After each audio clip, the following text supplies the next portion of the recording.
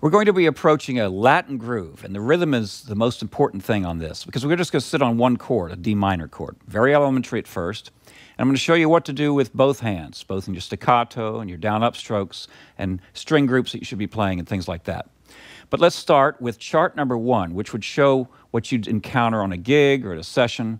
You've got your score. It says D minor, and you've got 4 slashes in each measure. Now, that doesn't tell you to play quarter notes. You have to play the appropriate time, the appropriate kind of rhythmic figure.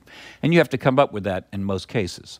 Let's listen to the track because we're going to analyze the rhythm of what's going on with this groove. Now, there are a lot of different kind of Latin grooves, but the basic underpinnings are always the same, and it's where the accents are and the rest and things like that. So let's give it a listen. We'll talk about this. You can hear that the tempo is 1, 2, 3, 4. That would be the quarter notes. You wouldn't play that because that wouldn't sound very effective. For example, you can see it doesn't work, does it?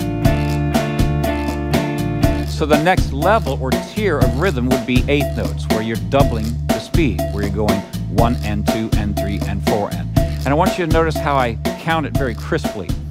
For some of you who shy away from counting, make sure that you always count your rhythms because that helps you internalize them. You hear them just like a drummer. And remember, you're trying to play like a drummer, like another percussion instrument. So you're playing 1 and 2 and 3 and 4 and. Let's just deaden the strings and make sure you get that. But if you look at what I'm doing with my right hand, I'm using all downstrokes. Here it is with upstrokes and downstrokes. Down on the number and up on the and. Very elementary, but this is our grid work. Okay, let's stop the drum machine.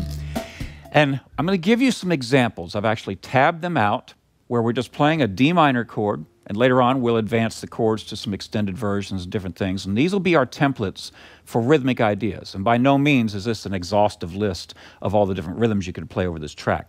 But it'll get you started. And it'll also teach you some things about staccato, legato, all those kind of things. So the next lesson, you'll get your first example.